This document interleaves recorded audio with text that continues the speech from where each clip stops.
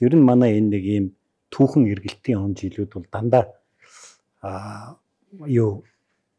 гадна талд баланс алдагдах үед болоод байгаа. Жишээл 1911 он бол яхаар байхгүй Манчин улс өөрөө нуран унж байгаа үе шүү дээ. Тэгээд одоо захирж байгаа гэх юм уу ноёлж байгаа улс нуран унаад ирэхээр зэрэг тэр мөчийг ашигласан. Гэхдээ огт гадны оролцоогүй гэж бас хэлж болохгүй. Оросын оролцоо бол байсан. Оросууд бол биднийг эхэндээ бол та нар хөдөлж болохгүй гэд бариад ирсэн баримтууд байдаг. Ялангуяа Чингүн хамтар Даалам Цэрэн Чимт хоёр тэр хулгайгаар хайсан гурав хулгайгаар Петербургт очиод тэгээ буцаж ирэхдээ их сэтгэл дундуур буцаж ирдэг нь Оросууд бид нар хятад манжуудтай ярина. Та нар битгий бослого хөдөлгөөн гаргаарай гэсэн гээд их сэтгэл дундуур явж байгаад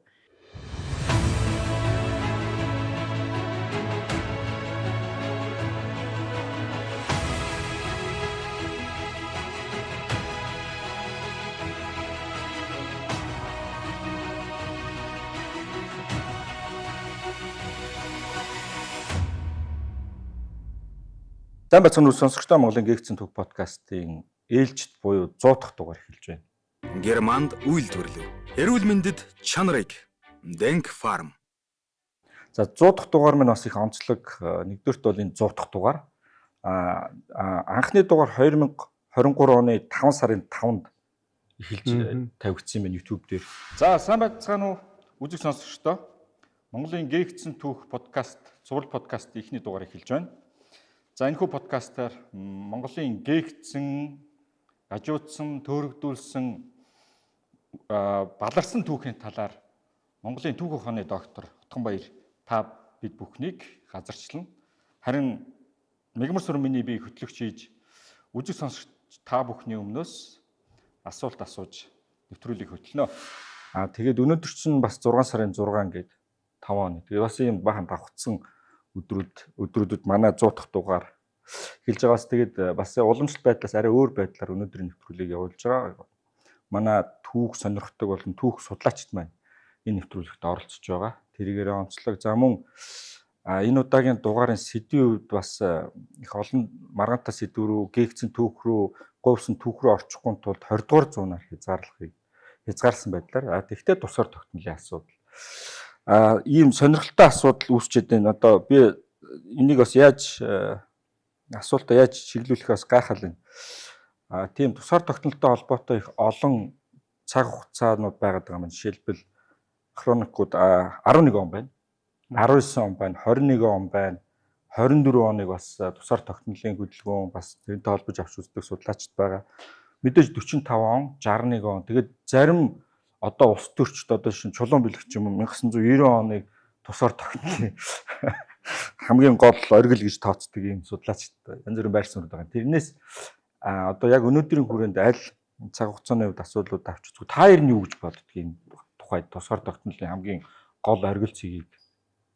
Үгүй тусгаар тогтнол бол өөрөө их олон үе шатыг дамжиж өнөөдрийн бидний гар дээр ирсэн.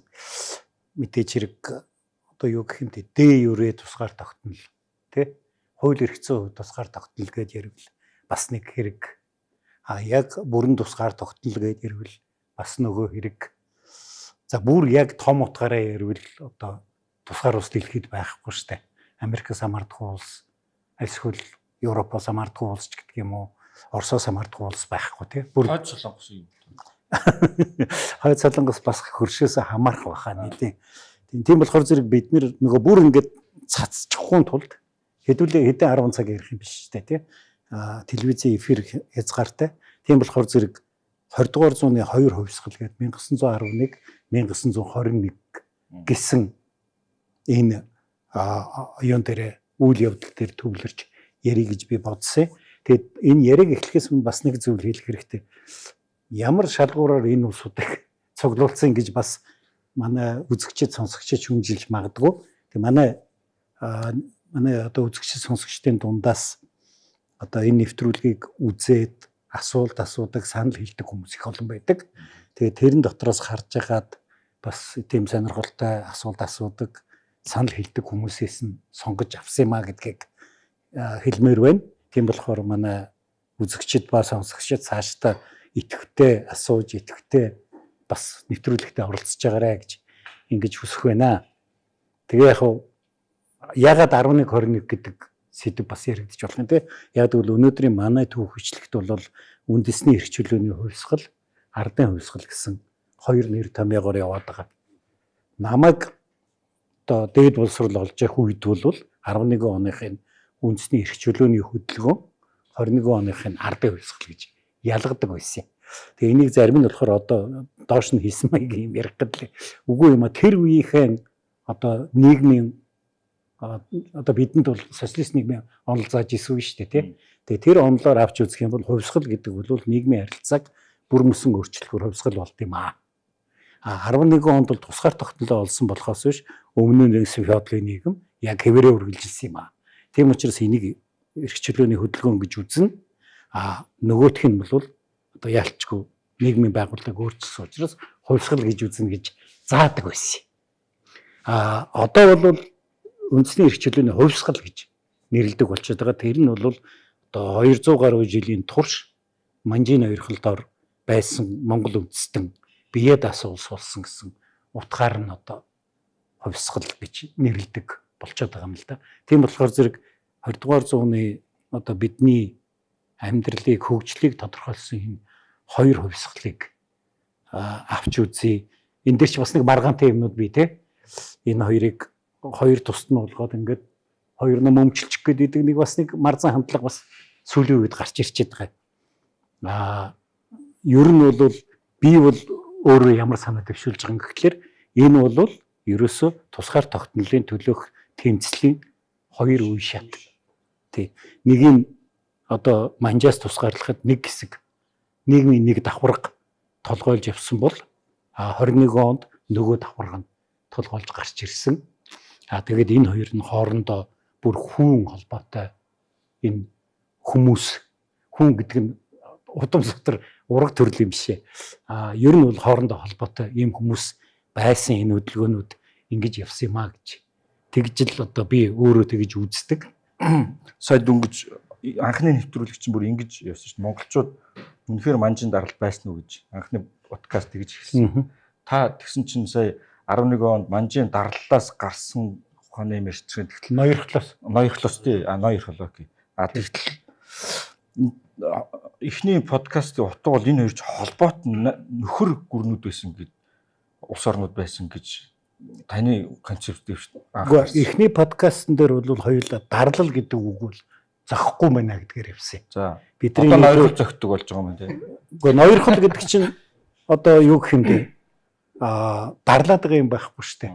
Тэгвэл одоо яалчгүй Монголын гадаад хэргийг бол юу манжууд мэдчихээн тий. Энд чинь Манжийн амбан сууж ноёрхож байгаа үстэй. Тэгвэл хурж ирээд одоо миний албат харьяатаас янз бүрийн болоод ахгүй татвар авахгүй байна тий. Аймагуд өөрсдийн чуулгантай байна, хэрэгээ өөрснөө мэдчихээн гэд аваад үзэх юм бол тэр чинь дарлал гэж хэлж болохгүй маа гэж явсан. Тэгвэл 11 онд бол нөгөө Манж гүрэн нурж унах үед эн чинь нөгөө тэрийг залгамжилж гарч ирсэн хятад дундад иргэн улс гэдэг маань бол энэ Монгол манай нэг хэсэг байсан гэдэг асуудал тавиад энэ өрөндийн түүхчдийн дунд үүдэг маш их том түгээмэл алдаа. Бүр саяхан Монголд элчин сайдаар сууж исэн Америкийн элчин сайд хүн надаас та нар чи 11 онд хятадаас л үздэй гэж. Тэгэхээр бид нар энийг ярихгүй болохгүй байхгүй. Яг гэвэл бид нар 11 онд хятадаас салаагүй байхгүй. Манж гүрэн задраад эндээ Монгол гэж тусдаа улс бий болоод бүр тэгж ярих юм бол тэндээ төвд гэж бас нэг улс баг 49 он хүртэл байлаа шүү дээ. Тэгээд хятад дундад иргэн улс гэж ингэж 3 хуваагдсан юм а гэдэг л ийм л юу яасан. Тэгээд хоёулаа 20 дугаар зууны хувьсгалаас олдож байна. Харин ойрт нааш татна шүү дээ. За. Яг сая 11 онтой холбоотой манай оролцогчдод бас энэ түүх үйл явдлыг юу гэж үздэг, боддог талаараа одоо шинэ би нэг юм асуулт байна. Манж монголчууд бол нөгөө нөхөр улс байсан гэдэг бас нэг тийм ойлголтууд бий болчиход байгаа шүү дээ. Түүхчдүүд ялангуяа. Чивтэй төшмөг улс гэдэг. Төшмөг улс гэдэг бас нэг ойлголт байгаа. Вассал улс гэсэн нэртэм хэрэглэсэн. За эндээс хэлцгүй. Яаха нөгөө хүн төрөлхтний түүхий чинь бол тэгэл хин хүчтэй байна, хин мөнгөтэй байна. Хин одоо илүү олон улсын хэвлэл мэдээллийн байгууллагад мөнгө төлж чадчихна. Тэр итгээд одоо ингээд үзэл сурталын те зэвсэг болгоод байгаа байхгүй. Яг хуу түрүүний бас нөгөө Отгон баяр түүхчээ хэлж байгаа шиг Америкаас Монгол улс сууж ирсэн элчин сайд хүртэл хятаас салсан штэ гэдэг юм ярьж байна гэж. Дэлхийн нийтээрээ тэгж ойлгож байгаа. Бид 1911 онд. Гэтэл одоо ерөөсөө тэр цанхаа хавьсгал буюу тэр нөгөө 1910 оноос Сүн Яцны толгоолсон тий 1910 оноос эхэлсэн. Тэгээд 12 оны 1 сарын 1-нд одоо ингээд салж байгаа улсын чинь энэ хувьсгалчдын гол ураа нь одоо ингээд Балкатууд нь байж л юм л да. Түүхийн юм. Тэнд ийм өгүүлбэр байгаа байхгүй. Тэр нь юу вэ гэхээр одоо 300 жил явсан умрын хуу нарын даралтыг устгахыг гэдэг. Умрын хуу гэдэг тухайн үеийн одоо 20 дугаар зууны их үеийн хятадын сэхэтнүүдийн ойлголт юу вэ гэхээр манж бөгөөд Монгол байхгүй. Тэ? Тэгэнгүүтлээ яг тухайн үед тэд зорилгоо биелүүлсэн байхгүй. Умрын хуундараас салж чадсан. Нэгдүгээрт манж монголчуудаас тусгаарлаж өөрийн дундад иргэн буюу хаан үндэстний улсыг те бий болгосон. Яг гоо дараа нь тэр 1915 оноос бол ихээхэн хандлага өөр болсон байхгүй. Бид бол энэ манчин гүрний залхамжлагч гэдэг зүйл рүү 15 оноос хойш ингээ орж эхэлсэн нөхдүүд. Ялангуяа тэр Юаншикай гэдэг одоо Чингийн цэргийн зүтгэлтэн байж байгаа дунд иргэн улсын ерөнхийлөгч болдог. Энэ хүний үеэс Сүн Яцын ч нөлөөлсөн бусдаа ч ингээд нөлөөлсөн. Тэгээд 1930-аад оноос хойш бол одоо энэ Гуанда намынхан тий үндэсний нам штэ. Эднэр дараа нь коммунист нам ингээд залгаж эхлээд. Бид бол одоо чин гүрний залгамжлагч байдлаар ингээд түүхийг өөрчлөөд ингээд явсан бохоо. Тэгэхээр тэд ч зорилгоо биелүүлсэн, бид ч зорилгоо биелүүлсэн. Бидний зорилго юу байсан бэ гэхээр тэр холбоотон байсан чин ер нь бол манж гэж байгаа шүү дээ. Яагаад эдгээр чинь одоо өөрсдийгөө чин гэж улсаа нэрлэв сүүл 1630-40-од оноос эхлээд. Хуучин бол манж гэж явж байсан тий. Чин гэдэг чинь дайчин улс гэдгийг чинь байгуулсан юу вэ гэхээр Монгол манж хоёр нийлээд энэ бол манж гүрэн гэж болохгүй учраас холбоотны юм улс маяг болсон учраас чин улс гэдэг ингээ явж байгаа. Бид бол яасан гэхээр тэр холбоотны буюу одоо тэр эзэн харьяатын маяг төшмөг улсынхаа гэрээнээс бид гарсан. Хятад хаан үндэстэн бол яасан гэхээр умрын хуундраа хөөж зайлуулж чадсан. Тэгээ бодит түүхэн нөхцөл нь тийм байна. Гэтэ одоо яа харахгүй л хэд аяар хин хүчтэй хэн мөнгөтэй байгаа л тэгэл дөрмөөцөх байгаа л явжлаа. Би бол тэгж ойлгодог. Тэгэхээр бид нар түүхээс судлахын чухал ач холбогдол нь энэ байхгүй. Ер нь бол 1700-800-аад оны үеэс эхлээд өрөндийн түүх бичлэгт Хятад гэж бичээд эхэлж байгаа шүү дээ. Манж биш. Хятадын хаан гэж. Тэгээ авчиад энэ манж гүрнийг бол Хятад улс юм а гэж ойлгуулад ингээд явцсан учраас биднийг Хятадаас салчлаа гэж ойлгоод байгаа байхгүй. Бид Хятадын бүрэлдэхүүнд байсан одоо сүүлийн 2000 одоо бидэгдэж байгаа 2200 жилийн түүхэн дотор бид Хятадын бүрэлдэхүүнд баталгаатай байсан үе гэх юм бол 1919 оны 11-р сарын 22-ноос 1921 оны одоо 3-р сарын хүртэл гэх юм уу да энэ хугацаа гэж одоо албан ёсны хугацаа нь тэгж л хэл. Жил чүрхгүй болж байна. За нэг жил гарна. Тэрний чинь бас болоогүй тэгээд 21 оны 2 сард хүрээнээс хөөгчж байгаа шүү дээ. Зүгээр яхаа бид нар албан ёсоор улсаа тунхлаагүй байсан болохоос биш. Ер нь 21 оны 2 сарын 22 юм байна дөө. Тэ нөгөө олноо өргөгдсөн Монгол улсаа хэрэгж тунхлаж байгаа хугацаа энэ хоёр хооронд жил хүрэхгүй л. Яг өмнө нь тэр тан улсын мэдлэл байсан байгаагүй гэд хэдүүлээ бүр урагшаага явж болно. Тэгээ баталгаатай биш маргаантай юм руу орж байгаа.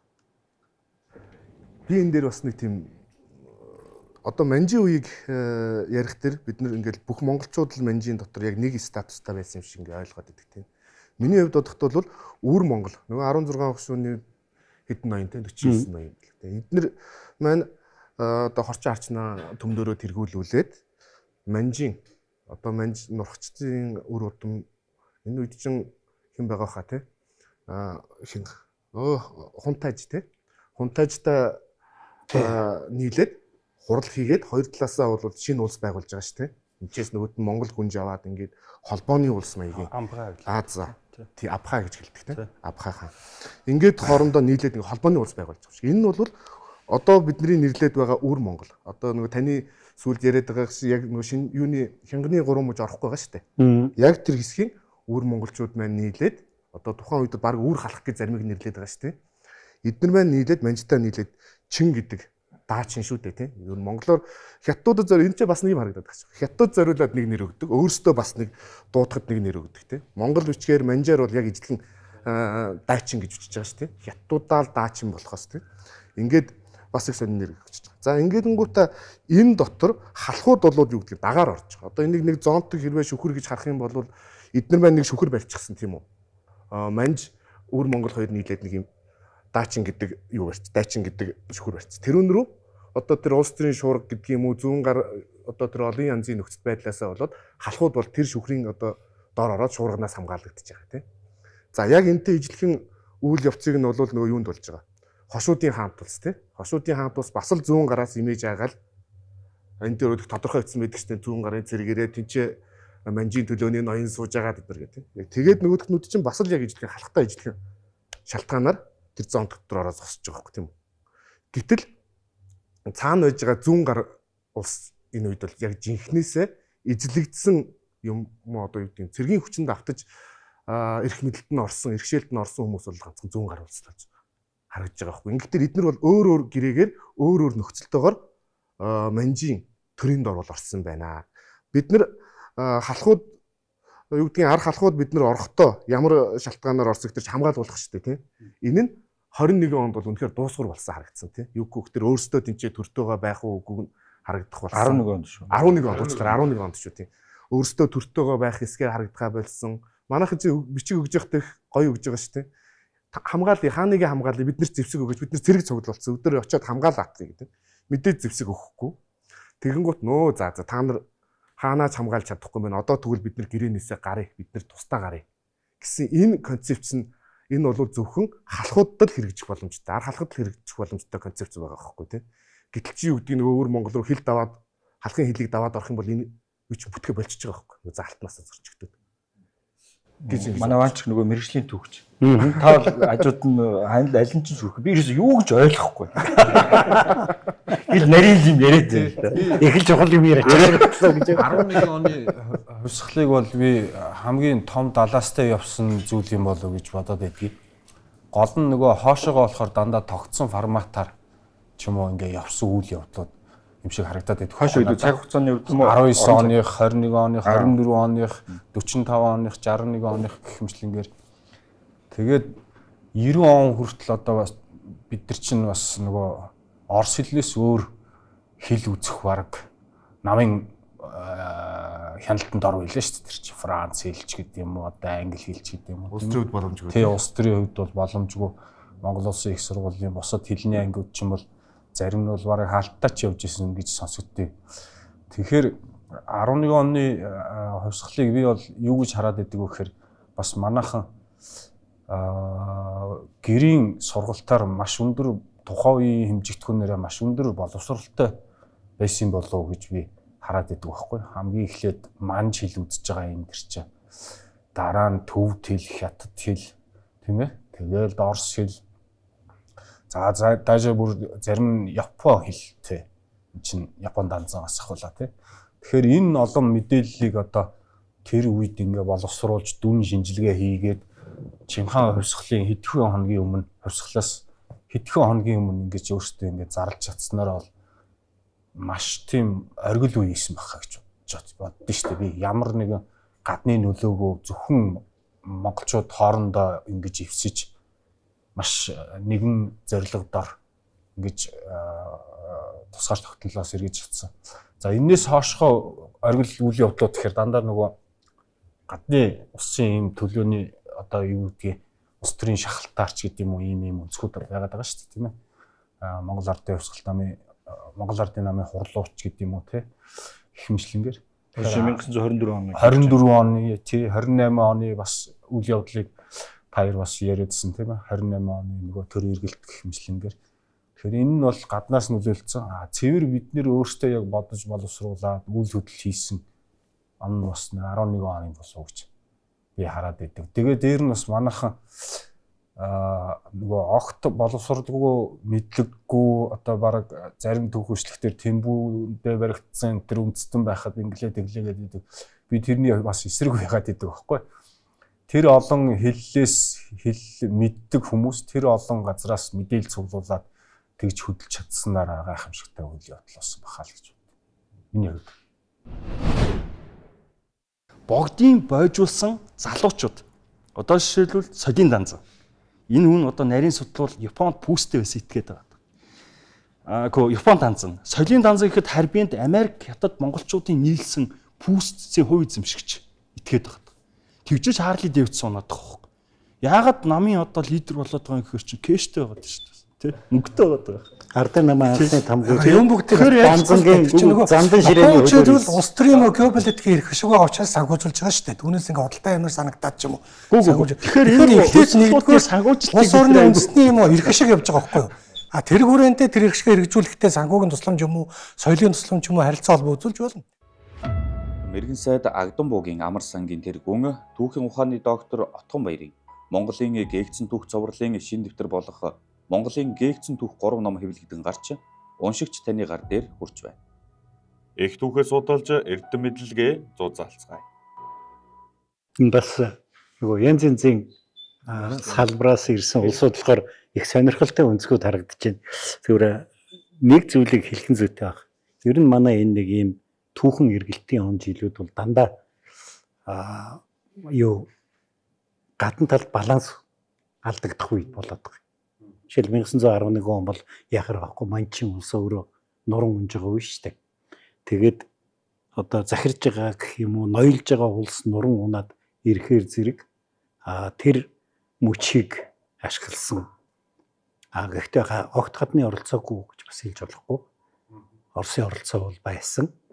Оросууд бол биднийг эхэндээ бол та нар хөдөлж болохгүй гэд бариад ирсэн баримтууд байдаг.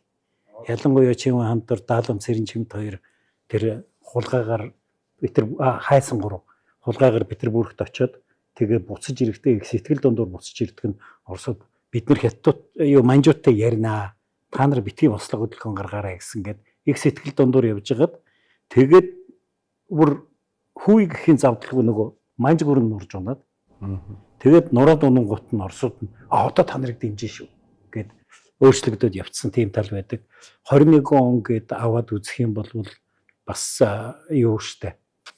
Яг үнийг хэлгээд бол улаан харин манай хил дээр ирсэн л үедээ давцчихж байгаа штэ. Манай 21 оны ардын хувьсгал бол тийм ч учраас тэдний тусламжийг аваад харамсалтай тэдний үзэл сурталд тулгагдаад ингээд явчихсан байх жишээний 90 он гээд аваад үзэх юм бол дэлхийд даяараа одоо социалист гэж нэрлэгдсэн лагер маань нуруу унжээс одоо та нар мэдээж уншсан л байлгүй би бол одоо өөрөө мэдэрж ийсэн хүн Берлин хаан нуруу унснаас гэлээл ерөөсөө шууд дохио явцсан шүү дээ. Шууд. Тэгэхээр зэрэг энийг би яагаад хэлж байгаа гэхээр бид нар түүхэн дээр бас гадаад хүчин зүйлийг оруулах ёстой гэж. Хоёрдугаарт манай 11 оны хувьсгал 21 оны хувьсгал хоёрт нэг зарчмын ялгаа байгаад байгаа. Яг тэгвэл 11 оны хувьсгал явж явах үед бол бид нар одоо юу гэх яг нармай Монголоор улсаа байгуулах гэж зүтгэсэн улсууд. Богд хааны зарлагч нь одоо ингээл халах дөрв шав таван огшоноос гадна өвөр Монголын 49 чуулган за тэгээд хөлбөмбөр, бараг, орчоон, дагуур зүүн Монголоо ирвэл тэгээ бүр баруун Монголоо ярих юм бол Шинжаан, Ил одоо тэгээд Хөхнуур, Түмэд гэдэг ингээд явчихж байгаа штэ. 21 он бол тэгээгүй. Яг тэгвэл 21 онд бол хүссэн хүсээгүй 10 өвөр Монголын хил 15 оны гэрээгээр зурагдсан. Тийм тэгээд зөвлөлт Орос улс бол ер нь баг бидэн дээрээ ирж байгаа дээдийн заяа гэж тооцож байгаа штэ. Цаашаа өвөр Монгол руу орох тухай монголчуудын дунд нь чирээ байхгүй. Оросууд нь ч гэсэн хорыг гэсэн яриа байхгүй гэдэг. Тэгэхээр бас энэ нэг ийм нэг ялгаа байна гэж. Асар нөгөө юуны мэдрэмжтэй хүмүүс юм биш үү те. Одоо мэдрэмжтэй ард хүн гэх юм уу те. Тий би харин тэр энэ гэрийн боловсрал нь мундаг байжээ гэж тэр цөөхөн хэсэг шүү дээ. Ер нь бол тэр гэрийн боловсралтай Эсвэл бол бас тодорхой тий нэг ноёлагч анги дээрээ байгаа л үзүүлж штэ тий. Түүнээс биш нийтээр бол одоо яг өндөр боловсралтай байх боломж байхгүй угаасаа шийдэх нийгэмд. 19 оны тооллохоор нөгөө 600 гаруй мянган хүн Монголд байсан байна гэдэг нэг тооллого байгаа. Тэгэхээр 600 мянга байсан гэдэг үсэг мэдээж бүгдээрээ биш те. Гэхдээ цөөхөлээ цөөхөн хэсэг нь бол боловсралтай байсан нь бол дамжиггүй. Тэгэхээр миний ойлгосноор бол яг нөгөө бидний нөгөө рекорд эхлэх байхад нөгөө ярианы ихэнд ярьжсэн шүү дээ. Нөгөө их гүрэн байсан хүмүүсийн хувьд бол шал өөр сэтгэлгээтэй байдаг гэх те. 11 онд дөнгөж одоо манжийн ноёрхлоос одоо хоёрын нөгөө тодорхойлс нартай манжийн ноёрхлоос салангуутаа өвөр монголчууд авах гад тийшээ бүр дайн хийгээд явж байгаагаас харахад бол үнэхээр тэр сэтгэлгээ бол үнэхээр агуу. Тэгээд би бол 21 оныхыг бол илүүтэй яг тэр нөгөө Оросд одоо дагаар 24 оны эхлэлийг баргалж ингээд тавьсан тийм л үйл явц юм болоо да. Тэгэхээр тэрийг одоо монголчуудын хувьсгал гэж хэлэхэд одоо бас учир дутагдaltaй юм болов гэж би зүгээр сая нэг 2 хоног ганц 2 юм харахтаа зүгээр тэгж л хувийнхаа үзэл бодлыг хэлэхэд надад тэгж л санагдсан тий. Тэгээд яг одоо сүүлийн нэг жоохон улс төрччихэд гэдэг байхгүй юу.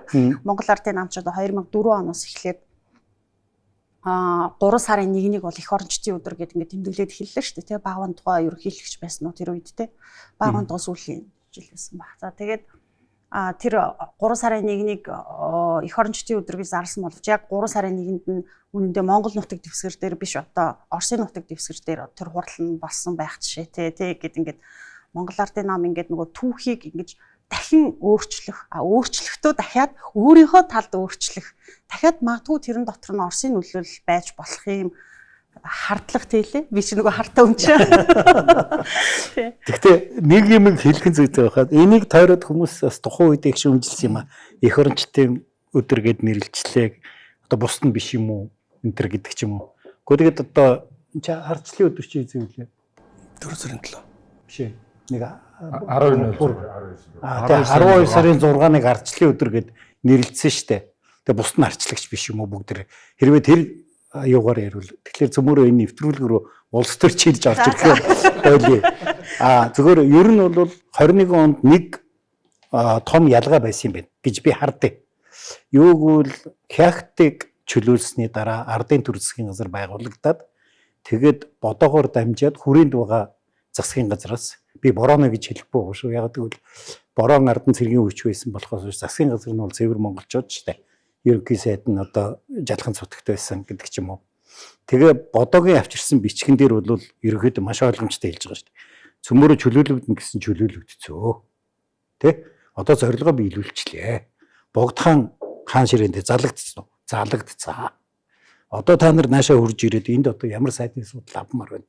Ирж тэргээ ярилцъя гэж судахтай загтал очиж байгаа шүү дээ. Тэгтэн ардын төр засгийн газраас хариу өгтөө үгүй ээ бид нар энэс өөр зорилготой гэж. Өөрөөр хэлбэл тэр ардын нам маань тэр үед тэр коммунист болоогүй л дээ хувьсгалч гэж нэг мэдэхгүй хүмүүс.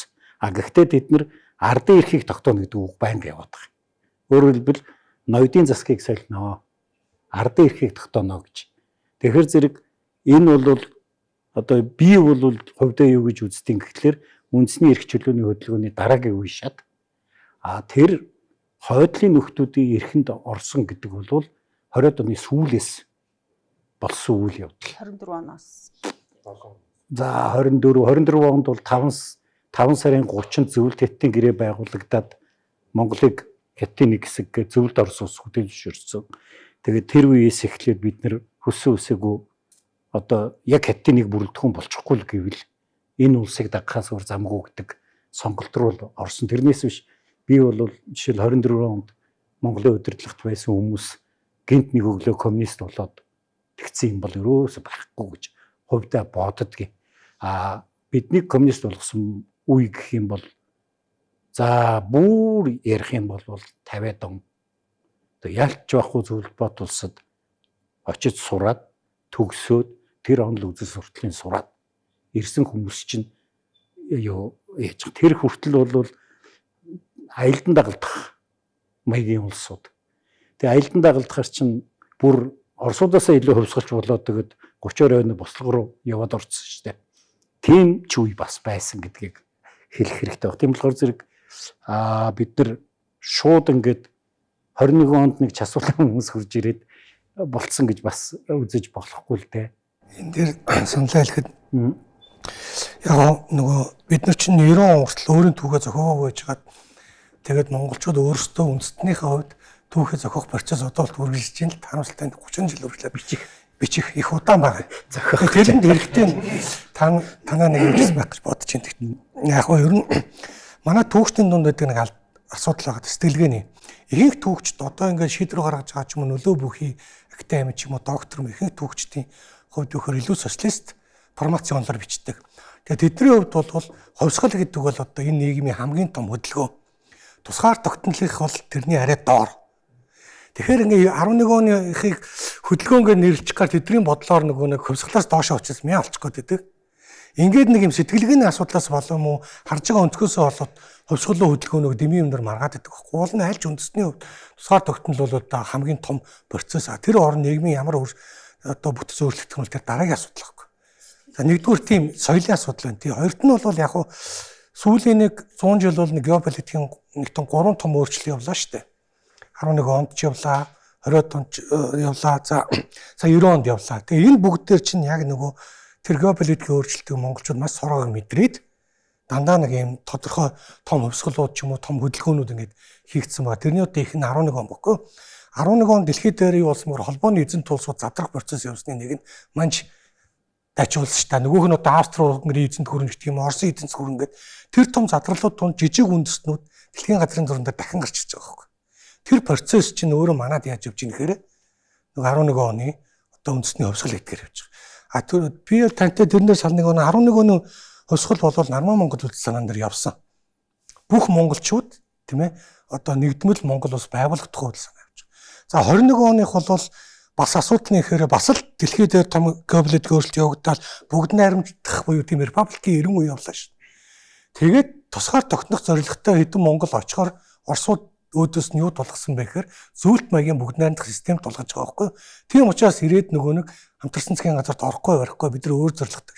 Тэн дээр түүхийн нэг одоо надад шилбэл нэг юм цагаан толбоо гэдэг байхгүй. Оросын нутагт байхдаа Монголын ардын намын анхны баримт бичих гэлсэн зөө. Анхны баримт бичихийн дотор юу гэж хэлсэн бэ гэхээр монголчууд алстаа тийм ээ төвд хятадтай нэгэн гэр улс болж бүгд найрамдах засаг тогтно гэж байдаг. Одоо утга нь бол бид нэр ингээд хятадтайгаа буцаад нийлээд ихтэй бүгд найрамдах тогтолцоо шилжсэн ахаад холбооны ус болно гэдэг бүр аль биесээр бичвэр хэмтэнд зарлцсан шүү дээ ардын нам. Тэрийг ерөөсөө хилдэггүй зөвхөн тусгаар тогтнолоо ярьж байгаа ирсэн.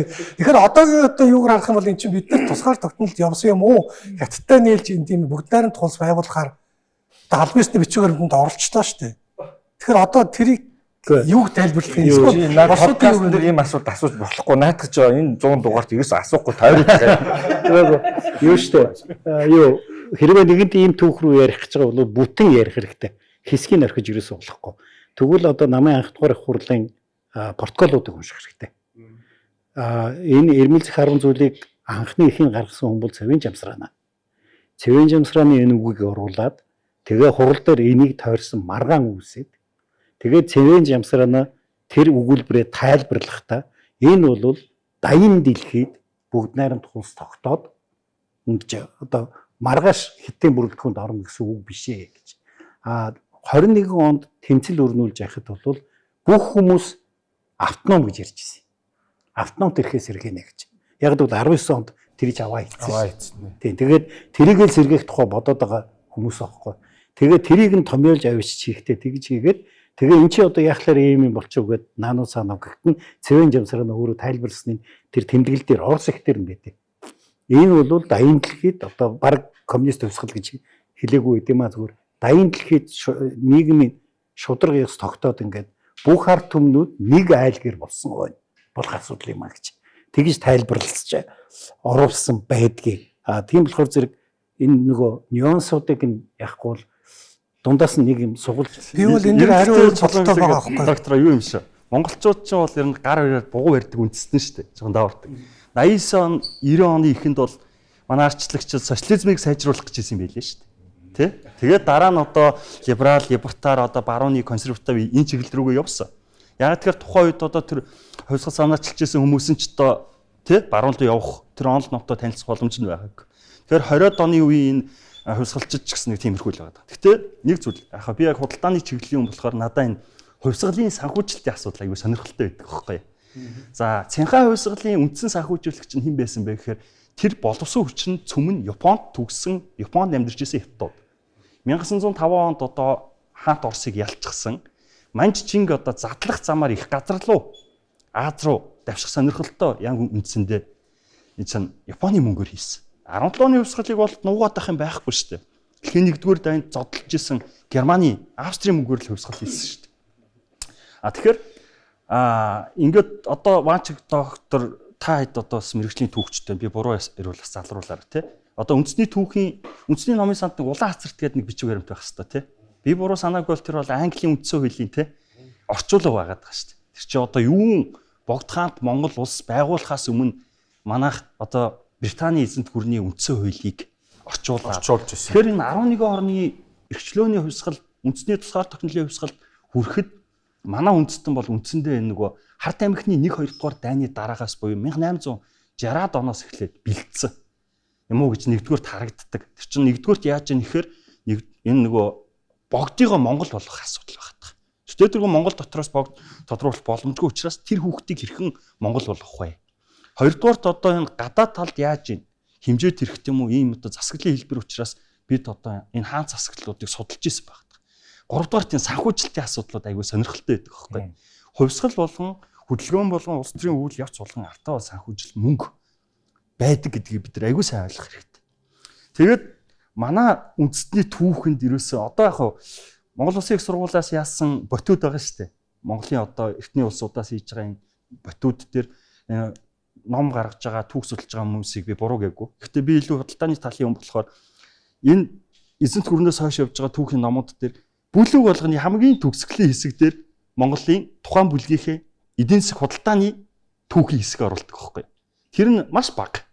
Ихэнхдээ яадаг вөхөр улс төрийн түүх, цэргийн түүх, дайн байлдааны түүх яваад идэг. Гэтэл одоо бид нар энэ санхүүжилтаа яагаад юуны төлөө байлцсан? Тэр мөнгө хаанаас усгасан гэдэг юм хоёроос ингээд ярьдгүү, ингээд орхичдаг. Өнөөдөр ч гэсэн нууц. Одоо тэгээд өнөөдөр 90 оны хувьсгал дээр ч гэсэн зарим хүмүүс одоо хил ам гаргаал байгаа шүү дээ. Би тэдэн хуушуур авч өгсөн. Миний машины ард сууж исэн гэх тээ.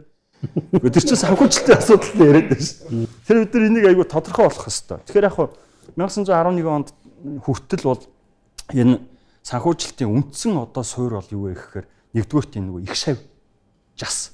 Энэ бол одоо ноёлох байр суурийг эзэлсэн. Дараа нь одоо ноёдоос хин хэдийг гаргасан юм бэ гэдгийг хүн нэг үрчлэн гаргамаар санагддаг. Тэгээ надад тэр 21 он 20 оны үеийн хувьсгалчид би бол яг үүндээ одоо Монгол ардын намын түүх бичлэгт жоохон шүмжлэлтэй хандж байгаа. Тэгээ бүх юмыг 100 жил гээл те. Бид нар ч гэсэн зутах дугаар дээр ингээс суудсан. Тэгээ айгаа гоё хөгжлөг 100 жил болсон. Тэгээд нэг ингээд тэр нь яаж юм нэхэр 1920 оны үндсэндээ тэр Бодоогийн гэрт болсон урал те 6 сарын 24 гэдэг билүү те 6 сард болсон тэр урал бол одоо энэ зөвшөндийн нам, артын нам хоёрыг нийлүүлээд улс төрийн тодорхой хүчин бий болгосон байхгүй. Энд аюул сонирхолтой. Нэгдүгээрт энэ 20 Монгол ардын нам бойжих явцын санхүүжилтийг биш үү гаргасан байх. Угаасаа тодорхой тий. Хоёрдугаарт яаж юм нэхэр богдын бойжуулсан залуучууд. Одоо жишээлбэл Солин Данзан. Энэ хүн одоо нарийн судлал Японд пүүстэй байсан итгээд байгаа. Япон Данзан. Солин Данзан гэхэд Харбинд Америк, Хятад монголчуудын нийлсэн пүүстцийн хувь эзэмшигч итгээд байгаа. Тэгжиж Харли Дэвидсон унаад байгаа. Яагаад намын одоо лидер болоод байгаа юм гэхээр чинь кэштэй байгаа шүү дээ. Тэ? Мөнгөтэй байгаа. Ардын намын анхны тамгыг юм бүгд Данзангийн зандан ширээний хөлөөр улс төрийн геополитикийн эрх ашиг учраас санхүүжүүлж байгаа шүү дээ. Түүнээс ингээ худалдаа юмар санагдаад ч юм уу. Тэгэхээр энэ эхлээд нэгдүгээр санхүүжилтийг улс орны үндэсний юм уу эрх ашиг явж байгаа байхгүй юу? Тэр хүрээндээ тэр эрх ашиг хэрэгжүүлэхдээ санхүүгийн тусламж юм уу, соёлын тусламж юм уу харилцаа холбоо үзүүлж болно. Тэгэхээр түүхчлэг бол эхлээд нөгөө улс төрийн түүх нь бол бичигддэг учраас тэгэхгүй тусдаа худалдааны түүхийг бол бичиж болж байгаа. За хоёрт нь тэр утгаатай ярихад тэр сүүлд байгаа тэр 21 онд дагаж орж ирж байгаа Бүрээдийн бахан эх орончтой байна шүү дээ. 11 онд бол бахан урдаас үндсэндээ том одоо хүч орж иж 11 оны үндэсний тусгаалтыг хийхэд бол маш том өргөс гэсэн. 20 онд бол 21 онд бол дагаад Бүрээдэд орж ирж байгаа тийм ээ. Тэгээ сүүлд тэр хүмүүсийн ярьж байгаа яриаг сонсохоор социалист бүгд найрамд тулсын тухай гэхээр тэр социализм бүгд найрамд тулсан зөвхөн Монголын хэмжээнд биш өөр Монголыг авах цаашаад хятад одоо социализм экспортлох тухай яриад байгаа байхгүй юу. Тэгэхээр би бол тэр танаа намын анхны бичиг баримтыг Оросууд зохиож өгсөн гэж бодчих. Оросууд монголоор дамжуулаад цаашаага тий хятад руу өөр Монгол руу хятад руу орохын тулд тэр стратеги манай юунд санхүүжүүлээ. Тэр хүрээнд Дашаравдангийн ярьж байгаа мөнгө төрөө тусалсан ч юм уу яасан гэх тийм асуудал байгаа болов гэсэн бодолтой байгаа шүү. Дашаравдангийн ярьсан 11 оны хувьсгалын санхүүжилтийг хөндчлөө.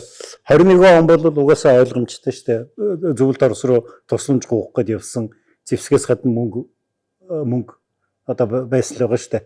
Тэр байтугай бүр тодорхой мөнгнүүд дурддагддаг байхгүй. Шумяцкийн мэдлэлтүүд байсан. Москвагаас үдийг авсан ч гэдэг юм уу. Тэгээ тэр бол ойлгомжтой юм. Тэгвэл манайд бол би 21 онд юу явцсан бэ гэдгийг харахтаа бол манайд ингээ хоёр зөвлөлт Оросын зүгээс хоёр янзын бодлого явагдав. Нэг бодлого нь болохоор одоо чиний сая хэлсэн дэлхийн коммунист хувьсгал одоо хийх. Тэгэхдээ хятад руу энэ хувьсгалыг экспортлох. Тэгэхэд тэрэнд нь Монгол нь том палцтаарн болох хэвээр. Тийм учраас эхлээд Монголыг нөлөөлөхөө бүст аваад тэгээ цаашаа явна гэдэг нэг бодлого явж байгаа. Нөгөө бодлого нь болохоор зэрэг хятадаар өөрийгөө хүлээн зөвшөөрөх. Зөвлөлт чинь бас өөрөө тэр үед дипломат одоо бүслэлтэнд байсан шүү дээ. Бус улсууд хүлээн зөвшөөрөхгүй. Тэгээ тэр хүлээн зөвшөөрүүлэхэд Монголыг хүзэр болгож ашиглах гэдэг ийм хоёрдмол бодлого. Тэгээд заримдаа ер нь бол гэхдээ нэг юм хэлэх хэрэгтэй. Яг тэр үед бол зөвлөлт Орос улс маань өөрөө бас их замбраа муутай байсан гэж шүү дээ. Одоо Караханы тунхаглал гэж хятадуудад зориулаад дорн татгийн төмөр замыг үн төлбөргүй шилжүүлж өгнө гэхэд зарлж хайчаад тэгээ хятадууд нь югнүү гэд үсрээд босоод гараад ирсэн чинь гү үн төлбөргүй гэд ингээд сүүлдээ бүр шилжүүлж өгөө болоод тий ер нь та нар ингээд энийг шилжүүлж аавна гэвэл тэр Монголын талаар тавиад байгаа шаардлага бойлч гэдэг юм уу. Ингээд тэр маань юг харуулж байгаа гэхэлэр их замбрааг үүсвэ гэхгүй. Одоо тэр манай руу орж ирсэн Бурэдууд гэдэг нь шүү дээ. Өөрхий тэд нар чинь сүүлдээ коммунист болсон болохоос биш. Ямар нэг коммунистууд байхад Эльбегдор Жиринчийн очин Семеновын засгийн газрын боловсролын сайд байсан. Эсэр Миншүк анхны гарал үүслэр. Чивтэр нэг дугаар дээр яаж юу Большевик болсныг ярьсан баг тий. Ярьсан. Тэгээд Цэвэн Жамсрааны бол ерөөсөө бүр хизээж Большевик болоогүй гэдэг ч юм уу. За тэгээд Даш Сампилон их хэрэгэлзээтэй нөхдөөжтэй. Яг дараа нь ингээд нөгөө цаг эргээд улаан таланд дийлээд ирэхээр л Большевикуд болоод Лецмөр ингээд явцсан улс л да. Тийм болохоор зэрэг бас яг тэр үеийн тэр улсуудын ярьж ирснийг хахад үнэн сэтгэлээсээ алийг яриад байгаа. Цаанаасаа өгсөн даалгавраар алийг яриад байгаа. Тэрийг ялгахад маш хэцүү гэж би өвдөө бодоод байдгийг. Юу Эрдэнэ энэ айгу сонирхолтой юмнууд явуулаад. Гэхдээ би сонирхоод тэрийг гараад байсан юм чи яаж хэд сонирхолтой болоод баг нөгөө юу лээ ярих юм уу сонсоод байгаа юм шиг л дээ. Яг ер нь бол би одоо 2000 оноос хойш комик хийж байгаа. Тэгээд эхлэхдээ л ер нь бол Монголын түүхээр комик хийж эхэлсэн. Түүхийн сэдвэр нэг 4-5 сэдвэр комик хийж үзсэн. Тэгээд яг одоо манай гээгцэн түүх подкаст бол сүүлийн үед ингээ гарч ирээд маш одоо түүхийг олон нийтэд хүргэж байгаа. Ач буянтай ажил хийж байгаа. Юуны өмнө бас нэвтрүүлэгт орж оролцсон та бүхэнд бас баярлалаа. Тэгээд 100 дугаар хийн. Тэгээд түүхийг олон нийтэд хялбаршуулж хүргэнэ гэдэг бол маш буянтай ажил гэж би боддог. Монгол хүмүүс дээр одоо ажиглаж байгаа хоёр зүйл байгаад байгаа. Би бол одоо түүхэр контент хийх гэж яваад анзаарсан зүйл. Нэг нь бол маш гинэн итгэмтэй. Тэр нь яа гэхээр нэг юм сонсчдаг. Тэгэл тэр нь мөнхийн юм шиг шууд ингээл аваад тэ одоо ямар нэг юм сонсно. Тэгэл тэрэндээ итгэж байна. Эний нөгөө тал нь юу вэ гэхэлэр бид нар үнэхээр түүхээ мэдэхгүй. Тэгээд түүхээ мэдэхгүй болохоор ч бид нар сонсон юмд маш их итгэдэг юм байна. Тэгээ энэ бол магадгүй одоо Монголын боловсрол төр дотор одоо түүх соёлын боловсрол ямар төвшөнд байгааг бол харуулж байгаа байхгүй. Тэгээд манай түүхийн бичлэг бол одоо яг нэг бичигдэж байгаа юм бэл. Сүүлийн 30 жил бичигдээд тэгээ маш цөөх одоо нэг хүнд ногдох түүх чинь манайх ч их бага юм ба шүү дээ. Их шүү дээ. Одоо энэ чинь 3 сууж шин ингээд. Бид нар чи одоо нөгөө хоббит хүмүүсний түүх чинь байгаа байхгүй. Тэгэнгუут одоо ингээд нэг хитгэн хүн дээр ингээд хүрээлэн аваад үсэх юм бол ингээд том түүхүүдийг тавьчихдаг. Тэгээ маш бага төсөвтэй эндээ их бага анхаардаг тий. Тэгээ иргэд нь болохоор тэр түүх гэдэг зүйлээс маш хол. Тэгээд нэг их сургууль болон бага боловсролт нь бол маш одоо юу гэдэг хангалттай заадгүй. Тэгээ ингээд энэ бүх чинь ингээд явхлаэр энэ дунд ямар юм зүгээр миний хувийн ажилтар гарч ирсэн байх гэхээр энэ түүхийг хялбаршуулсан контент гэдэг бол маш чухал юм байна. Бүх нийтийн одоо энэ түүхийн боловсролыг дээшлүүлэхлээр түүхээс бол одоо миний ойлгоод байгаа хамгийн гол юм бол сургамж авах байдаг гэнэ. Тэгэнгუთ одоо тэр үеийн монголчуудын тухай бид нэг ярьж гин бид нар тал бүрээс нь ярьж гин те. Тэгэхдээ өнөөгийн монголчуудад түүх ямар хэрэгтэй вэ гэхлээр бид нар хэрвээ бүх нийтийн боловсролыг ингээд түүхээр сайн өгч чадах юм бол одоогийн монголчууд шийдвэр гаргахтай их одоо юу гэдгийг алтаа баг гарах юм байна. Одоо бид нар бол ингээд маш их алдагдсан боломжийг өнгөрөөж байгаа шүү дээ. Төр засгаа шүүмжлээл одоо юу гэдгийг те өөрсдөө шүүмжлээл тэгэл ингээд яагаад ингээд энэ боломжууд өнгөрөөгөөд байна 10 жилийн өмнө 20 жилийн өмнө гэж ярьдаг шүү дээ.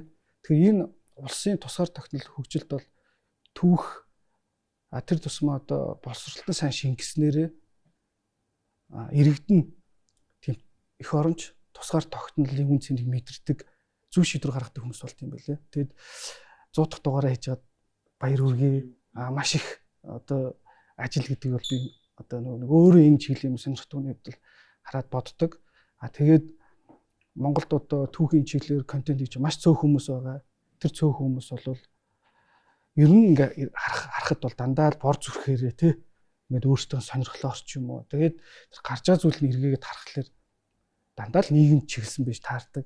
Эндээс их ашиг олдгоо, эндээс их нэр хүнд олдгоо тий. Эндээс ягшдгүй л واخхой.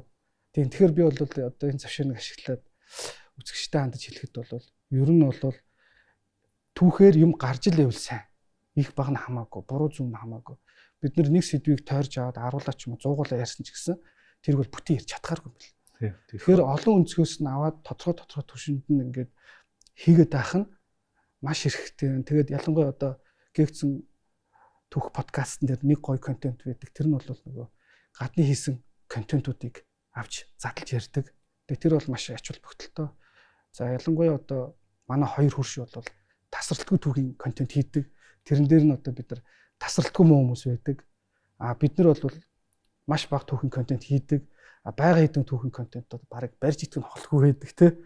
Тэгэхээр бүх өнцгүүдийг ингээ оруулаад илүүтэйгээр ингээд энэ түүхээ дэлгэрүүлэх хэрэгтэй гэж харж байгаа. Тэгээд баяр үргээ. За баярлалаа. Юу баярлалаа. Эртнээр нэг монголчуудын хоёр онцлог гэсэн нэг нь гинэ итгэмтгий хоёр дахь нь ямар юм? Нэг нь гинэ итгэмтгий шууд одоо сонсноо авчдаг. Нөгөөх нь болохоор одоо энэ үнэхээр мэдхгүй. Жишээ нь би түүхийн дандаа миний тухай яриа. Түүхийн одоо жишээ нь 21 онтой холбоотой би түүхийн контент хийх гээд бас үтсэлтэй Сүхбаатартай. Тэгээд тэн дээр би 10 жилийн хүүхдүүдийн фокус судалгаа хийлгэсэн. Тэгээд би ч жоохон одоо бодоо данзан талдаа сонирхолтой төрлийн бохгүй. Тэгээд нөгөө хүүхдүүдээс ингээд бодоо гэж юм бэ гэсэн чи мэддэг. Тэгээд мэдхгүй болохоос ямар ширээ үүсдэг юм бэ? Окей, данзан гэж мэддэг гэсэн мэддэг. Тэгээд ингээд ямар ч яриа үүсэхгүй болохоор чинь тэгээд тэндээс би ойлгож байгаа байхгүй. Сүхбаатар гэж мэдхүүгээд асуулаа. Тэгсэн чи Сүхбаатар гэсэн чи мөнгөн дээр байдаг гэдэг чи. Талбай малбай ярьж чинь. За окей, цэргийн хүн байсан.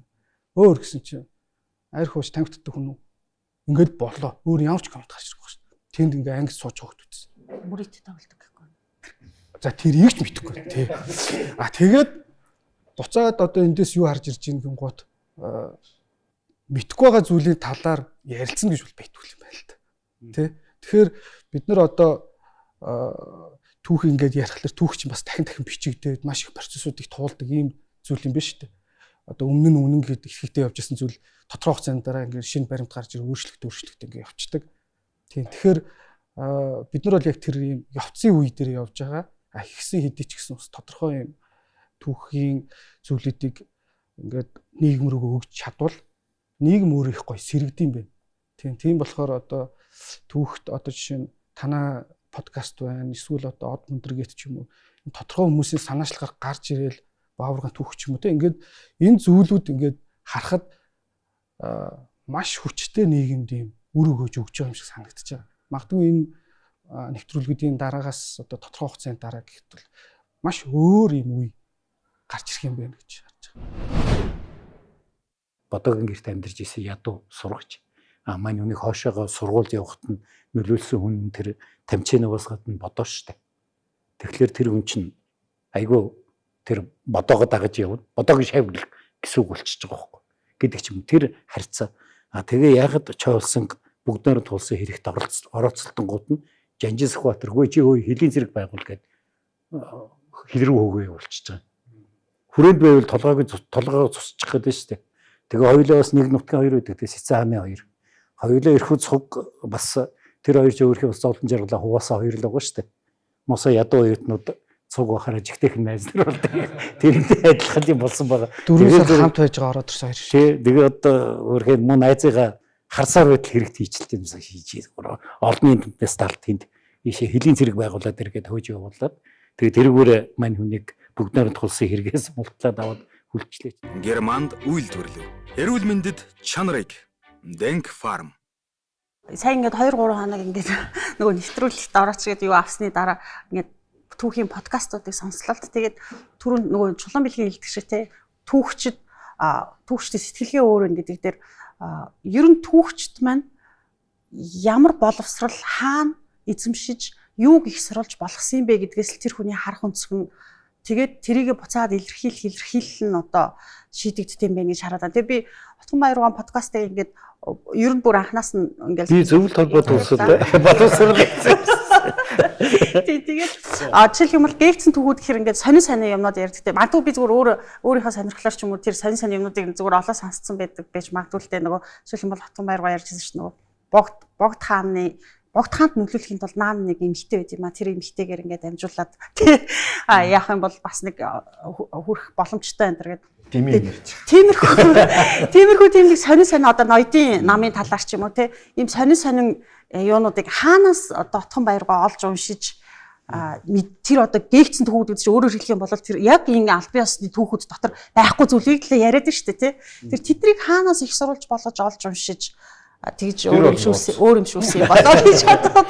Юу би харин энэ Эрдэнэ хоёрын ярьсныг үргэлжлүүлээд зөвөр гэнт нэг зүйл санаанд товч. Манай багш намайг оюутан байхад надад ингэж хичээл заадаг гэсэн. Та нарын түүхэн номыг уншихдаа ийм үйл явдал болжээ гэж хизээч бити уншижээ. Энэ болсон үйл явдлыг чи ингэж ойлгох ёстой юм байна гэж бодож уншаа гэж. Өөрөөр хэлбэл тэр бичиж байгаа хүн чинь өөрийнхөө интерпретац тайлбарыг өгж байгаа болохоос биш яг тэгсэн гэсэн үг биш шүү гэж. Бүр оюутан байхаас эхлээд тэгж сургадаг байсан байхгүй. Тэгээд бүр цаашаа заана. Энэ дотроос чи нэгдүгürt үйл явдлыг сугалж ав. Яг болсон үйл явдал. Одоо бүүмэд богд хааны хаан ширийн дөргөмжилжээ. Энэ бол яг болсон үйл явдал шүү дээ. Тэрийг зөв байсан, буруу байсан одоо Оросын нөлөө, Хятадын нөлөө гэдэг бол нөхөө бичиж байгаа хүний нэмэлт тайлбарууд. Хоёрт нь дараа нь энэ хүнд ашигтай байсан бэ гэдэг өнцгөр энийг харж ав. Тэгжээж энэ үйл явдлын тайлбарыг уншаа гэж. Тэгээ багшаасаа асуужсэн. Багшаа энэ яагаад тэгж байгаа юм бэ? Энд чинь ингээд зөндөө их сурвалжлаар одоо ингээд Монголын нууц товчоо, Рашид Аддин судрын чуулган гэдэг ингээд зөндөө их сурвалж өштэй гэсэн чинь. Гүйээгүй. Ихэр нь бол дэлхийн хамгийн анхны улс төрсөн шинжилгээ бол түүхэн шинжилгээ юм аа. Яагаад гэсэн. Гэхдээ түүхийг ерөөсөө яадаг вэ гэхээр хааны түүхч бичин эхлээд. Тэгээд тэр одоо мэдгүй Мегмарсрын хааны түүхч Отгонбаяр гэдэг хүн бол Мегмарсрын муу хүн гэж хизээч бичихгүй шүү дээ. Өстө сайн гээл бичээд юм те гэдэг ч юм уу. Тийм болохоор зэрэг анхнаасаа энэ түүхэн шинжилгээ чи ийм суурин дээр хөгжсөн учраас энийг хэрвээ чи яг бодтой болсон үйл явдлыг харъя гэж бодож байгаа бол тэгж харжээ гэж би нэг битсэн юмыг шууд үнэн гэд гинэн хүлээгээд авчдаг гэсэн утгаараа яаж байгаа. Хоёрдугаарт байна шүү дээ.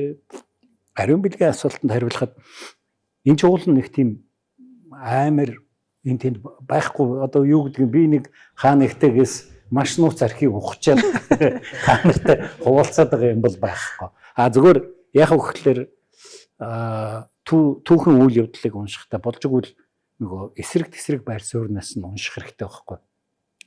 Яг бид нар чи одоо жишээ болгоод ярихад бид нар чи нөгөө нэг автономтын тухай нэг дугаар хийсэн шүү дээ. автономтыг устгасан тухай.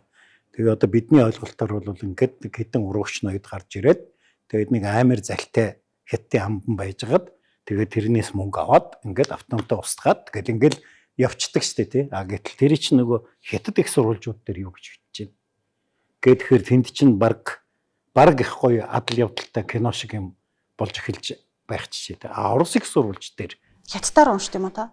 Өө тэр чинь судалсан зөндөө хүмүүс бий. Ялангуяа яг энэ үеийн түүхийг нэлээд сайн судалж бичсэн хүмүүс нь бол Тайваны нэг түүхч бий. Сотьон гэм блэ.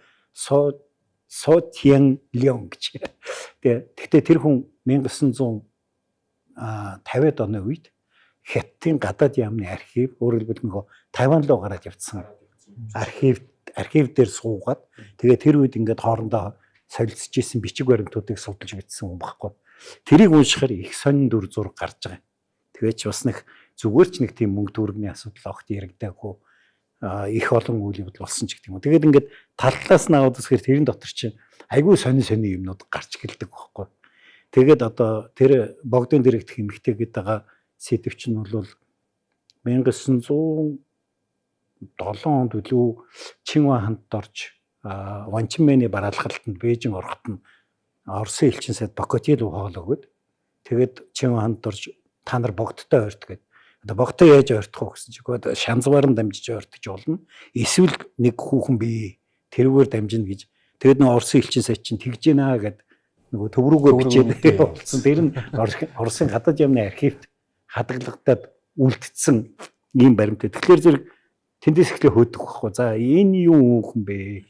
Өөр хаан дурдагдсан байна гэд ингээд хөөгд явахаар их сонин дүр зургууд гардаг. 3 дугаарт яг би мэрэгжлийн түүхч биш учраас надад нэг давуу тал байгаа. Одоо Ванчик бол түүхийн мэрэгжлийн хүн Чока бас мэдээ. Юу эднэр чинь яадаг вэ гэхээр нөгөө баримтанд ашиглаж чаддаг. Гой. Одоо ингээд нэг хайрцаг тийм хүүхэн байсан гэж хэлийг гэхээр гоо яг байсан баримтан байна уу гэд ингээд байхгүй бол худлаа бичсэн болно ч гэдэг юм уу. Би чинь бол нэгдүгээр хэлбэршүүлсэн түүхээр оролдож байгаа хүн. Тийм бол хоёрдугаарт надад тийм заавал баримт гэдэг юм байхгүй. Тэр одоо яг Оросын гадаад яамны архивт ингээд хилцсэн байна. Нэг ийм эмэгтэй байсан юм байна гэд ингээд би ярьж яваад болоод байгаа байхгүй. Тийм болохоор манай түүхэнд миний бодлоор орхигдоод байгаа нэг сэдв нь хүмүүсийн хоорондоо хувийн харилцаануудыг энэ ч айгүй их нөлөөлж байгаа шүү дээ. Жишээлбэл одоо чоолсон одоо бодогийн гэрт амьдарч ийсэн анхнаасаа тэр бүлгэмд орж байгаа шалтгаан тэр шүү дээ. Бодогийн гэрт амьдарч ийсэн ядуу сурагч маань үнийг хоошоогоо сургууль явахад нь нөлөөлсөн хүн тэр тамчинаас гадна бодоо шүү дээ. Тэгэхээр тэр хүн чинь айгүй тэр бодоогоо дагаж явна. Бодоогийн шавьлах гэсэн үг болчихж байгаа байхгүй. Гэдэг ч юм тэр харьцаа. Тэгээ яагаад чоолсон бүгдээр тулсан хэрэгт орооцолтонгууд нь Жанжин Сүхбаатаргүй чи хөөе хөлийн зэрэг байгуул гэд хил рүү хөөгөө явуулчихж байгаа. Хүрээнд байвал толгойгоо цусчих гэдэг шүү дээ. Тэгээ хоёулаа бас нэг нутгийн хоёр байдаг. Тэгээ Сэцэн хааны хоёр. Хоёулаа эрхүүд цуг бас тэр хоёр ч өөрхийн бас зовлон жаргалаа хуваасаа хоёр л байгаа шүү дээ. Мосоо ядуу оюутнууд цуг бахараа жигтэйхэн найз нар бол тэрнтэй адилхан юм болсон байгаа. Дөрөвсөр хамт байж байгаа ороод ирсэн хоёр шүү. Тэгээ одоо өөрхийн муу найзыгаа харсаар байтал хэрэгт хийчихлээ юмсаа хийж олонний түнээс талд тэнд ийшээ хөлийн зэрэг байгуулад иргээд хөөж явуулаад тэгээ тэрүүгээр мань хүнийг бүгд найрамд тулсан хэрэгээс мултлаад аваад хүлчлээч гэм энэ хувийн харьцааны асуудлыг бид нэг жоохон дутуу гаргаад байна гэж боддог. Тэгээ эндээс чи их сонин юмнууд гараад байна. Тэр хувийн харьцаа айгуу чухал. Одоо би таныг даалгавар өгөхөж хоёр найзгаа оролцсон байна шүү дээ. Наадах чи араа алгагүй. Би энэ дээр нэг хоёр юм одоо сэдв өөрсдөхөөс өмнө ярмаар санагдаад. Нэг нөгөө гурван хувьсгал ямар онцлогтой вэ хамгийн эхлээд асууж ирсэн тий. Нэгтэр нөгөө 11 оны хувьсгалыг бодох юм бол энэ бол оюун санааны хувьд маш том эргэлт юм байна гэж хармаар тий. Бид нэр одоо юу гэдгийг манжи иргэшээлт одоо тусгаар улс байснаа бараг нэг талаар бол мартахаар 200 гаруй жил ингээд байцж байгаа ш тий. Одоо юу гэдгийг амар жимэр сайхан ер нь бол муухагаар хэлэх юм бол сайхнаар хэлэх юм бол тэр бол зүгээр амар тайвны их тайвны лонжилууд байгаа байхгүй тий. Дайн дажин байхгүй, татвар байхгүй тий. Зүгээр л ингээд налаагаал талын нэг тараад амьдрах боломжийг олгоцсон байгаа байхгүй тий. За тэр мэн өөрөө буцаалан сөргөөр нөлөөлсөн байж магадгүй. За ийм нөхцөл байдалд нэг сэргсэн тэр оюун санааны маш том асуудал юм болов уу гэж 11 оных нь. 21 оных болох тэр мэдээж нөгөө нэг зорилго бол тусгаар тогтнох гэдэг үндсэн зорилго бол байж байгаа. 11 оных бол их томоор тусгаар тогтно. За 21 оныхонд арай тэрнээсээ жоохон татгалзсан маягтай. Гэхдээ хамгийн том хийсэн болох тэр нийгмийн реформ юм болов уу гэж боддог байхгүй тийм. Тэжээс тайжч бай. За тайжч ноёдуудыг хэлж байгаа шүү. Тайж гэдэг чинь одоо язгууртан гэсэн утгатай үг шүү дээ тийм. Тайжч бай. Харцч одоо юу гэдэг харц гэдэг юм уу эсвэл албат хамжлаг гэж бас хэлэх юм уу тийм. Нөгөө шавьч бай. Та нар бүгдөө нэг статустай шүү гэдгийг бол ойлгуулсан. Ийм үе юм болов уу гэж. За харин 90 оных гэвэл бид нэр 11 онд тавьсан зорилгоо баг ихэнхийг нь 90 онд биелүүлж исэн ч юм болов уу гэж. Миний хувьд бол ингэж боддог. Тэгээд бас энэ ч тэр нэг юуны манжи үед бас нэг сони юм болсон санагдтыг надад. Юу гэхдээ Монгол ноёдууд гэдэг хэмжээшгүй ирэх мэдлэлтэй байсан чинь төрийн халбаа агч болгоо хийсэн шиг манжууд. Бас нэг тийм нийгмийн бас тийм нэг үйл явдал болсон юм шиг тийм. За ингэж энэ гурван хувьсгалын тухай бол ингэж бодож байна. Тэр нөгөө түүх бичлэгийн тухай ярьсан тийм. Одоо ер нь ингэж харуул яасан бэ гэдэг ингээд. Тэгэхээр надад бол нэг юм бодогдсон. Түүх бичлэг одоо юу гэдгийг бид нэр коммунист түүх бичлэг гэдэг юм бол одоо бүхэл түүхчд бол тэрүүгээр ингээ болсроод тэрүүгээр сураад ингээ гараад ирсэн чинь шинэ үеийн түүхчд гарч ирээд бичнэ гэдэг чинь зөвхөн одоо тэгээд юу гэдгийг хэдэн феодал гэдгээ язгууртан гэдэг үг болгоо ч юм уу. Нэр томьёонуудаа өөрчилсөн төдийгөр өөрчлөгддөг юм биш юм шиг байна.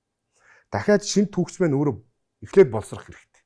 Тэр нь юу гэдгийг 10 20 жил шаардлагатай шүү дээ. Нөгөө зэн сураад нөгөө арга зүйнүүдийг эзэмшээд харах өнцгүүдээ мэдж аваад ингэж гарч ирээд дахиад бүтээлээ туурна. Дахиад судалгаагаа хийж итер чинь гарч ирнэ тий.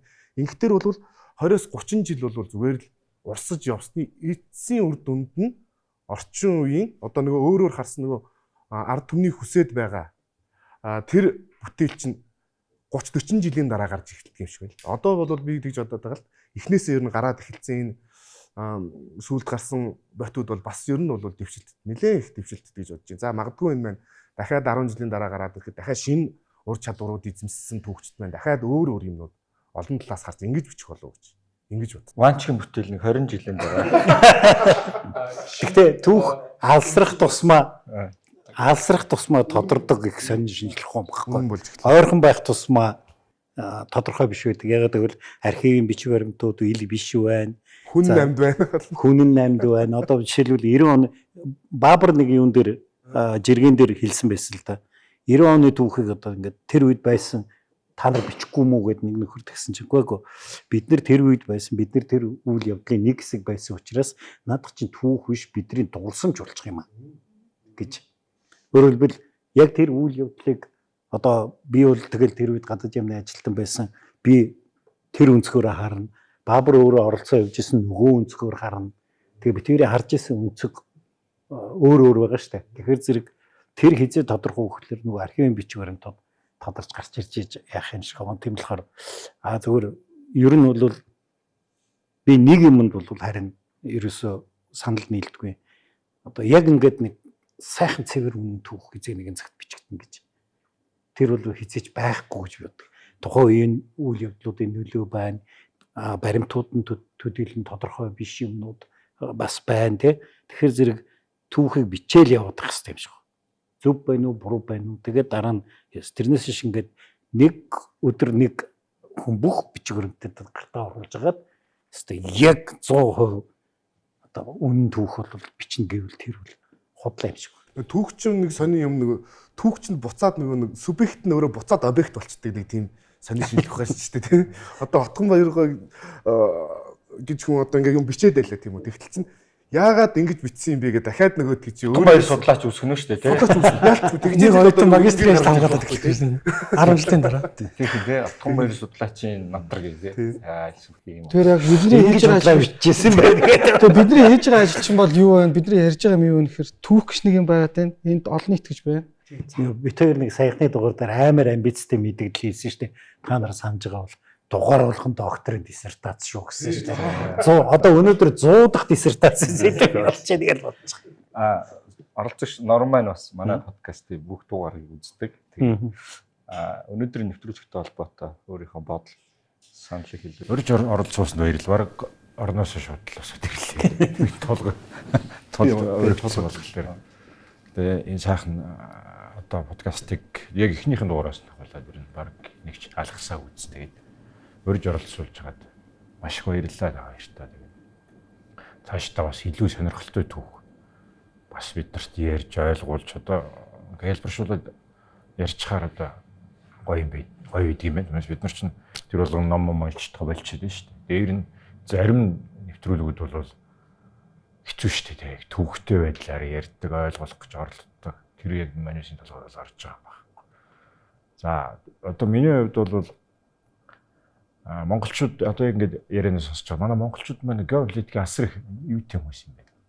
Мэдрэмжтэй хүмүүс юм байна гэж харж байна. Ерөөсөө одоо Орос Украин одоо хоорондоо дайчин гингүүд Оросчууд илүү хүчтэй байхад л Украин байлддаг шүү дээ. Энд ч одоо зөв юм уу буруу юм одоо бүүм мэд олон дүгнэх ба.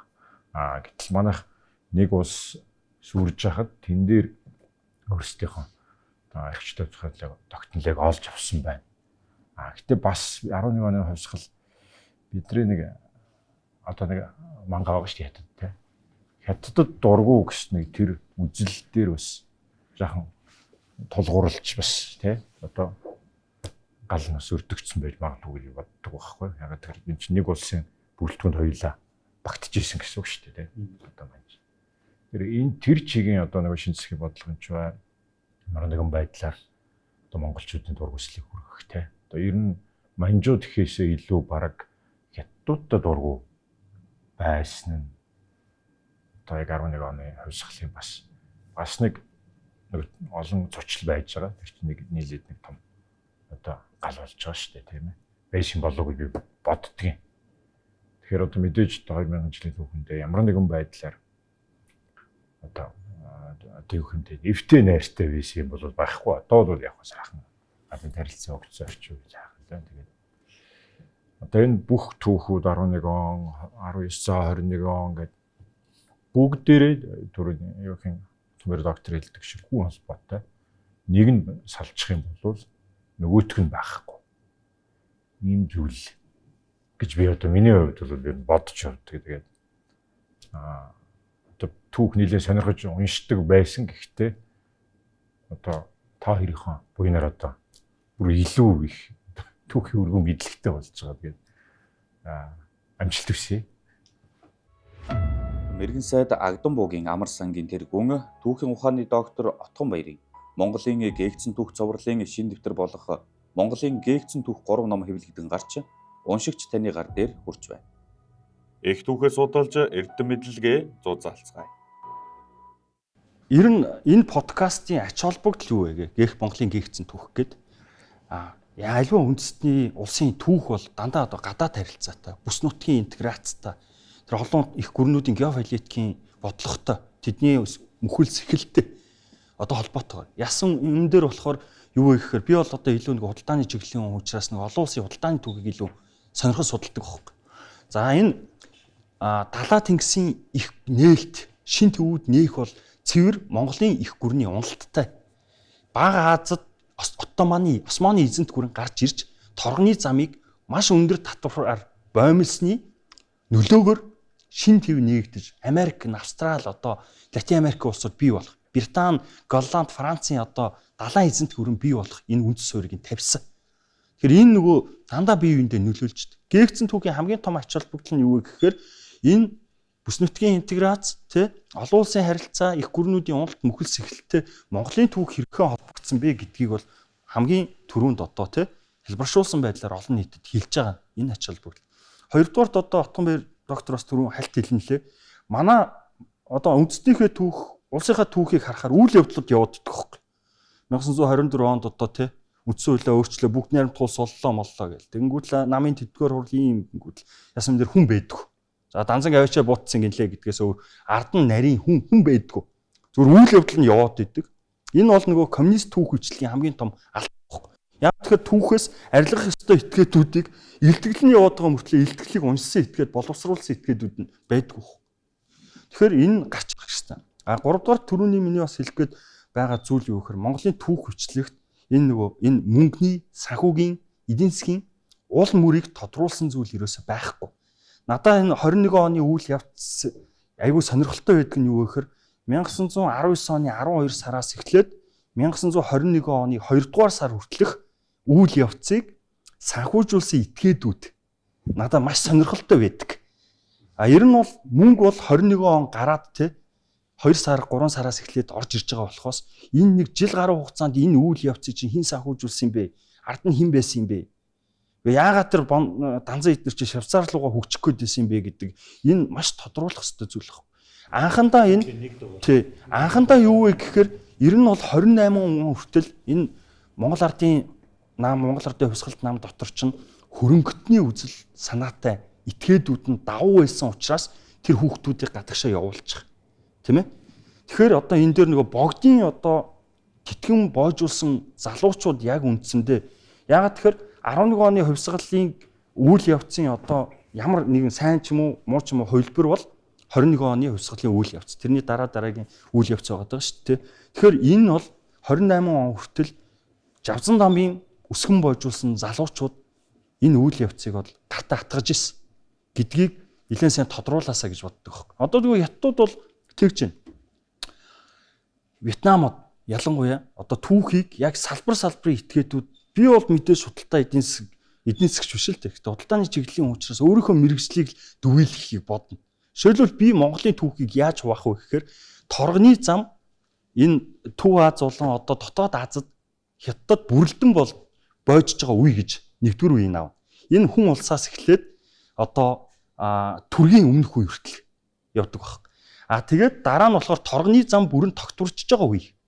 Гингүүтлээ торгоны замаар дамжуулаад монголчууд 3 дугаарт Евразийг эзгэн захирж байгаа үе. Торгоны замын уналтын үе. Торгоны замыг одоо зүүн гарын хаант улс сэргээн байгуулсан үе ч гэдэг юм. Тэнгүүтлээ манжийн одоо засаглалын жилүүдийг би бол юу ч хэлэх вэ гэхээр цайны замын үе ч гэдэг юм үү те. Ингээ худалдаатайгаа холбоол бий. Яг тэгэхээр миний сурсан мэдсэн үнцэг тэр учраас тэр талаас нь л тайлбарлах байхгүй. Тэгэхээр юу хэлэх гээд энэ хэрэг түүхийг маш их тодорхой болгож байна тий. Нэгдүгээрт энэ подкаст дамжуулж үзье. Хоёрдугаарт бид нэр ингээд нүүр тулж дандаа одоо гар утасны санаст бие биенийг хараадснаас дийлэнх нүүр тулж уулзах хүмүүс авах. Нүүр тулж уулзах боломжийг олгож байгаа маш их баяртай. Тэгээд хүн болгон цаашдаа түүхийг маш сайн наривчлах хэрэгтэй. Ер нь бол хэвлэл мэдээлэл, кино урлаг, түүх 3 бол улс төрчдийн, улс төрийн нам хүчний тухайн төр үндэстэн дамжсан корпорациудын одоо өөрсдөө үйлдэх хамгийн том 3 зэвсэг пропаганда хийх те. Пропаганда хийх. Лээд хэлээд бас кино урлаг хамгийн чухал гэдэг. Дараа нь хятад хэлэх сониноор сайд ялаа хоёрыг алдгийн гэдэг те.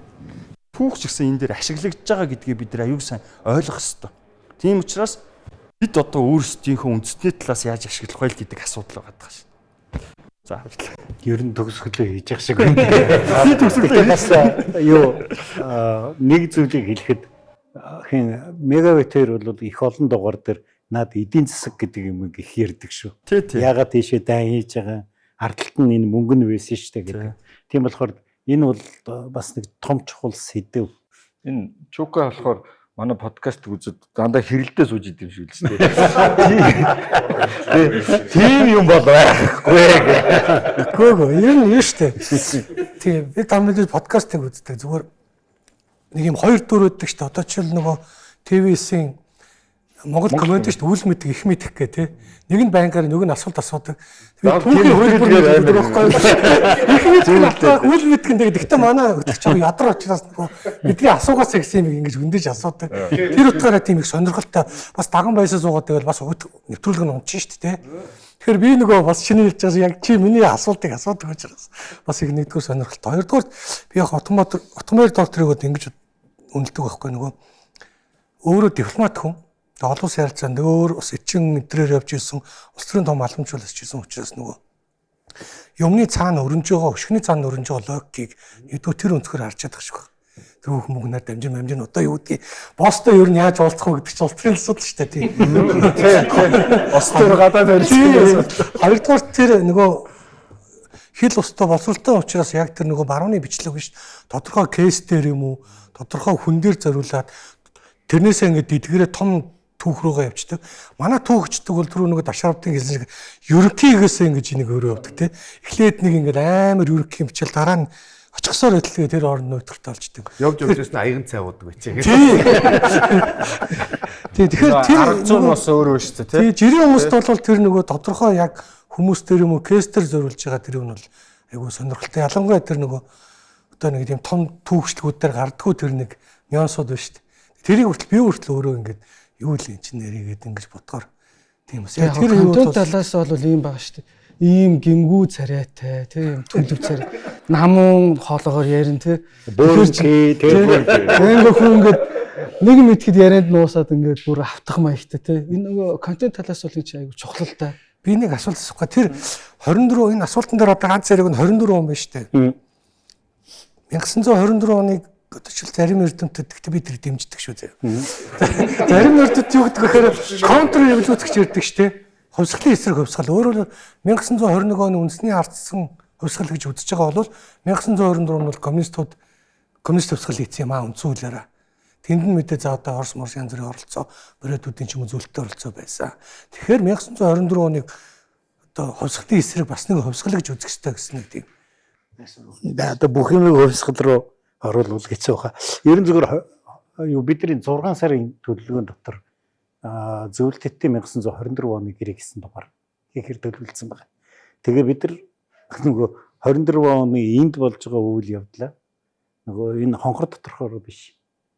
Зөвлөлтөдтэй хооронд юу болоод тэгээд тэд нар ягаад одоо манайхыг хэтийн нэг хэсэг гэж хүлээн зөвшөөрсөн. Тэгээд тэр маань одоо хүссэн хүсээгүй гэх юм уу да. Бид нар амьд үлдэхийн тулд одоо юу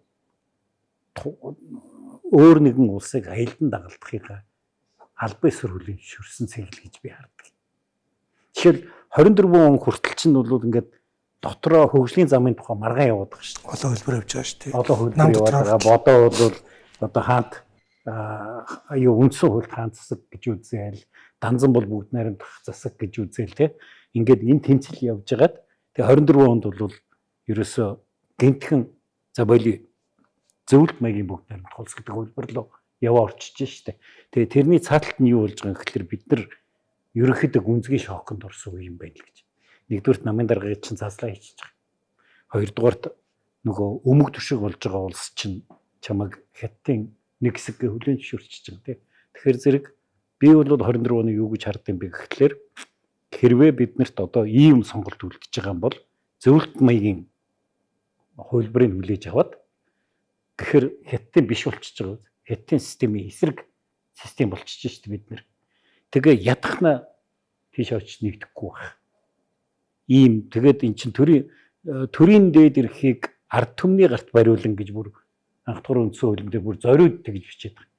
Яг гэвэл хэрвээ дундад эргийн улсын нэг хэсэг байх юм бол төрийн дээд эрхийг чинь дааж унтан барина шүү дээ. Ерөнхийлөгч нь барина. Манайд бол яалаа гэж энэ ард түмний гарт гэдэг юм ингээд. Тэнд одоо ерөнхийлөгчийн засаглал байхад бид нар энэ бүгднээр засаглал гэдэг ч юм уу.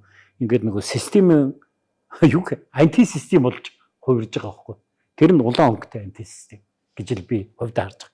Үгүй чукод гүний асуух гэж дараагийн нэвтрүүлэг дээр асуух гэж асуулт асуух. Нэвтрүүлэг дуустал гэж байна.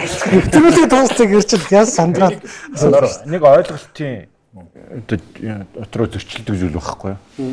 Одоо Оросын бодлого яваад байдаг шүү дээ. За өнгөрсөн 70 жил гээд. Энэ зөвлөлтийх гэж явах хэрэгтэй юм уу? Орос гэж явах хэрэгтэй юм. Одоо жишээ нь манай Чукмохоос ахвал Орос гэж ямар нэгэн байдлаар баруунчлага нүдж байгаа байхгүй юу? За болж байна. Тэгэнгүүт одоо 17 оноос хойш 90 он хүртэл ер нь тэр зөвлөлт улсын засгийг хийдэн энэ одоо Орос байсан тий өдөржсэн. Дээр нэмээд нэг коммунистуудыг чи би одоо их тийм өнцөрхөгч гэдэг юм уу эсвэл нэг тусгай үндэстний чигийн бодлого явуулдаг гэж бас ойлгохгүй байхгүй. Одоо тэр Сингатаяма гэдэг тэр юу лээ комментарийн нөхөрч урт манай бодлогот оролцож байсан гэдэг. Одоо энэ манай ирж одоо манай улсын дотоод иргэд оролцсон сайн муу сайхан муухаар нөлөөлж ирсэн хүмүүс янз янзын үндэстний хүмүүс байгаа байхгүй. Одоо гүржинч байна те армянинч байна. Америкч еврейчүүд байна. Еврейчүүд ч байна. Тэгэхээр яг энэ Орос гэж мэдээд байх нь зөв юм уу? Эсвэл зөвлөлт гэж харж яг зүгээр нөгөө Батрангууд нь Орос за бид нар бол зөвлөлтийн залхамж улс гэдгээрс нь Орос гэж нүдэд юм. Энд дээр Яг нэг манж хятад гэдэг шиг тийм. Яг би бол тань 1 минут тэгээд нэвтрүүлээд дуусчихсан. за би бол дандаа зөвлөлт гэж нэр томьёо хийж явдаг. Яг гэвэл зөвлөлт гэдэг маань шал өөр дайны дэлхийд коммунист хувьсгал ялуулах үзэл сурталтай олон үндэстнээс бүрдсэн тийм улс байсан. Тэгэхээр зэрэг тэр улсад бол Оросын гэж тусгайлын юм байхгүй. Зөвлөлтийн их олон удирдагчид Украинууд шүү дээ. Хрущев Украин, Брежнев Украин тэгж ярил те гэдэг ч юм уу. Сталин гүрж гэд ингээ хэрвэл. Тийм болохоор зэрэг коммунист үзэл өөрөө интернационалист үзэл байхгүй. Орон бүхний паритар нэгдэгтэн гэдэг урайтай шүү дээ. Тэгэхээр тэр чи яавч юу биш. Тийм болохоор бид нар энэ Орос гэж яаж болох вэ? Би бол жишээлхэд Орос гэд яриад идэх хүмүүст байнга хэлдэг. Оросын оронд Литв байсан бол яг адилхан бодлого юм. Бид тэрийг ойлгож авах хэрэгтэй. Тэрнээс биш Хорвоод нэг тийм Орос гэдэг хүний адаг шаарнууд гарч ирчээд үгүй бол Хятад гэдэг хүний адаг шаарнууд гарч ирчээд бидрийг булааж идэх гээд байгаадаа ч гол юм биш. Альва улс бол хөршөө булааж эзлэх зүг. Тэр улсын өөрийнх нь бодлого нь тэр юм чи. Зүгээр тэрийг нь дагаж гүгээд хадаг мөнгө аяхтайгаа гүйж очиж байгаа бол бидний буруу. Би бол манай нэвтрүүлгийн гол сургамжийг тэрийг гэж бодоод байдаг байхгүй. Бид нар энэ дээр чинь бид нар өөрснөө ингэж алдсан. Бид нар ингэсэн. Бид нар одоо данзан бодоогоо барьж өгсөн гэдэг ч юм уу те. Эн чинь ямар нэгэн Орос ирж байгаагүй ш тэр кинондор гардаг Блюмкин чинь тэр үед байгаагүй. Яг л доторх зодон дээр нь сайхан тоглоод тэгэл би нэг нь устгуулсан улсууд. Тэгэхээр зэрэг бид нар л дандаа тэрийг хийж байгаа л. Би бол энийг нэвтрүүлгийн гол сургамж гэж боддог.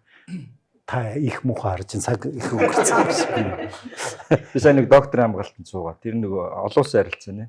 Тэгээ тэр багш нар тэр чин доктор юу шүү дээ докторын зөвлөл ямар ч их юм ярьдгийн дипломатууд нь ч ямар дуустгүй хариулдгийн тий тэгээ. За наа учраас тэр дээр айгу комплекстэй болсон. За тэгээд нэвтрүүлэг бас хугацаатай. Бас өнөөдрөөс арай жоохон урт явж байгаа. Тэгээд өнөөдрийнх нь нэвтрүүлгийг та тоомлоод гол концепцээ хэлээ тэгээд нэвтрүүлэг хаа. Тэг өнөөдөр харин сонирхолтой юм байна. Нөгөө нэг хоёулаа суучаад 2 3 өнцгөл тойроод яриад идэг шүү дээ. Өнөөдөр энд чи их л олон янзын өнцөг гарлаа. Эдийн засгийн өнцөг, улс төрийн өнцөг зөндөөл олон юм гарлаа. Тэгээд ер нь зөвөр ингэж юу нэвтрүүлэг бол ингэж хийвэл хүмүүсийг өөдөж магадгүй. Гэхдээ ер нь үе ингэж хийж ямир юм бэ. 116-г те заавал нэг тийм тэг тоогоор явал баларх юм шүү дээ. Тэгээ хийж ямир юм байна гэж бодож байна. Тэгээд 10 нэвтрүүлэг явуулаа. Төгсгөлд нь бол би юу гэж бодож байна гэхэлэр бид нар энэ 20-р зууны 2 хувьсгал гэдэг сэдвээс эхэлсэн шүү дээ. Тэгээ 20-р зууны 2 хувьсгал бол нэгдүгürt ерөөсөө л нэг үзэл санааны 2 үргэлжлэл 2 явсан гэдэг дээр бол ерөнхийдөө бүгд санал нийлж байгаа юм байна гэж би ойлголоо. За тэгээд тэрийг тойроод сүүлд нь гарсан тайлбаруудаас болж л бид нар янз бүрийн ойлголттой болцсон байдг юм байна гэж. Хоёрдугаарт түүхэн сургамжийн тухай бид бас нэг бас их аятайхан мэдээлэл ойлголт авсан байх гэж ингэж бодож байна. Ер нь бол бас аль болохоор юмыг олон өнцгөр харах. Тэгээд битсэн болгон үнэн биш шүү гэдгийг бас бодож явах. Таны хэлсэн болгоос бас үнэн биш шүү. Чивтэр бол битэрийн ярьж байгаа бол үнэн шүү. За тэгээд өнөөдрийн нэвтрүүлгээс үзэгч олон сонирхолтой байсан байх гэж найдаж байна. Тэгээд дараагийнхаа дугаараар уулзцгаая. Баяр та.